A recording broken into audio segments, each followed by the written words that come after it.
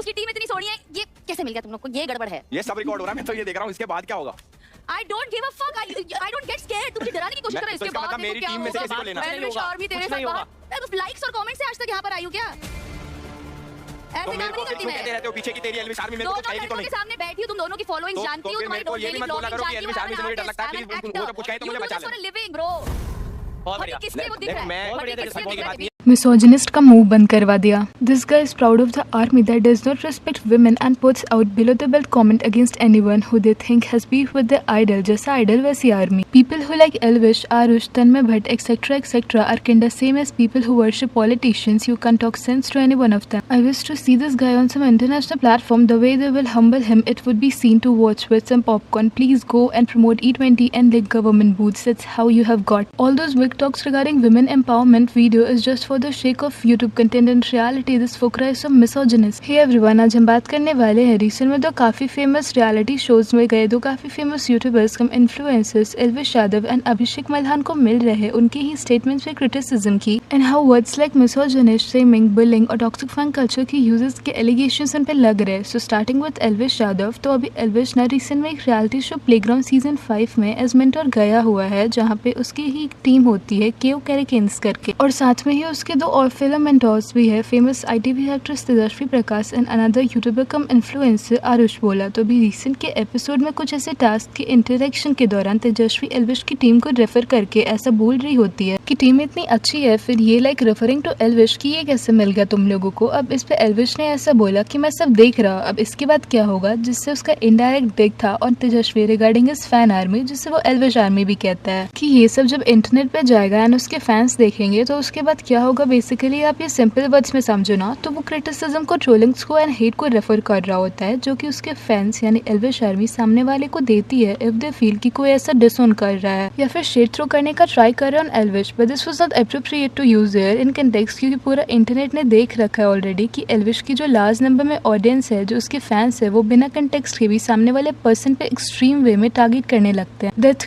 के थ्रेड्स देने लगते हैं, उनके फोटोज को मॉफ करके सेक्सुअलाइज करके इन अ वे काफी बिलो द बेल्ट चले जाते हैं, व्हिच इज नॉट अप्रिशिएबल. आप इसे यूनिटी या फैंस का सपोर्ट नहीं कह सकते. एल्विश का जो करियर है ना उसमें काफी उसके ऊपर एज सच एलिगेशंस लगे हैं, इन अ वे थोड़ी प्रॉब्लमेटिक इमेज उसकी रही है, चाहे वो बिग बॉस की कंटेस्टेंट रह चुके चुमदरंग पे रेसिस्ट रिमार्क्स पास करना हो या स्ले पॉइंट वाली यूट्यूबर गौतमी के टुवर्ड्स उसके फैंस का बिल्कुल ही बुलिंग और इनअप्रोप्रिएट बिहेवियर हो of sexualising her and then उसकी मॉफ फोटोज को वायरल करना हो या किसी से भी बीफ होने पे उनके अगेंस्ट कंप्लीट हेट कैंपिंग्स चलाना हो बाय हिज फैंस. कई ऐसे कमेंट्स आपको डिफरेंट प्लेटफॉर्म्स पे दिख जाएंगे जस्टिफाइंग ऑल दिस, जिनमें से एक ये भी होता है दैट उसके ऊपर फेक केसेस लगाए गए थे referring to snake venom case. उसमें फैब्रिकेट किया गया, उसके पेरेंट्स को उसे काफी सफर करना पड़ा. They went through a lot and कुछ लोग उसके लोएस्ट पॉइंट को for the shake of views use करते. अब सी इट्स करेक्ट कि आप ऐसे फेक केसेस वगैरह को लेकर टारगेट ना करो, बट एनीवेज जो चीजें उसके फैंस एंड उसकी आर्मी करती है that to can't be justified. और अभी तेजस्वी के साथ भी समवट यही हो रहा है. लाइक अभी इनकी बीफ हुई ना तो उसके फैंस ने literally made a complete hashtag on Twitter Teja without भेजा करके, इसलिए ऐसा बोला जा रहा है दैट एल्विश ने खुद ही ग्रीन सिग्नल दिया अपनी आर्मी को टू डू सो. अब इस स्टेटमेंट के आगे ना तेजस्वी ने भी काउंटर करते हुए बोला दैट वो इन सबको माइंड नहीं करती, शी डजंट केयर, ना ही वो ऐसे डरती है किसी से, she is not square of Elvish army.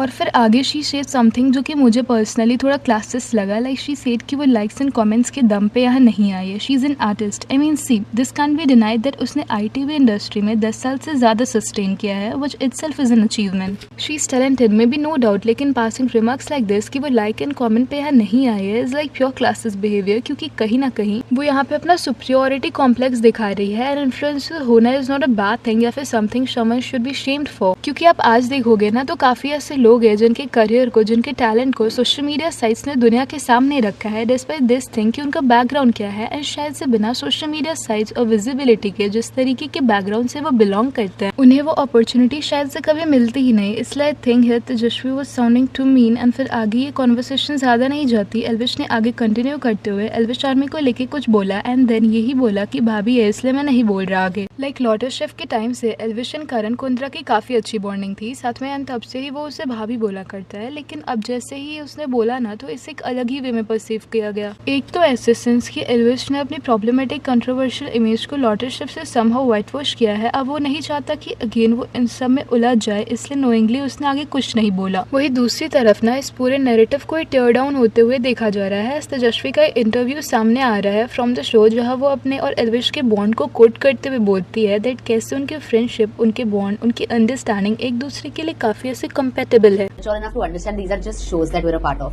But when it comes to me and him, I think मैं और एल्विश एक शो से कई बढ़कर हमारा रिश्ता है एक दूसरे के साथ। एंड वो लोग ऐसा जानते हैं that is just a show, तो इसमें वो कुछ भी ऐसा नहीं करेंगे जिससे बात उनके फ्रेंडशिप एंड बॉन्ड पे है। अब जब ये चीजें सामने आने लगी ना तो समहाउ ऐसे लगने लगा कि कहीं ना कहीं ये शो जो है ना वो थोड़ा स्क्रिप्टेड वे में रखा गया है, मोस्ट प्रोबेबली जैसे कि कुछ अदर शोज भी रखे जाते हैं रियलिटी वाले। रील्स कटे एंड ज्यादा से ज्यादा एंगेजमेंट मिले और अटेंशन मिले, इसके लिए ऐसे स्क्रिप्टेड बीफ्स या वन लाइनर्स लिखे जाते हैं।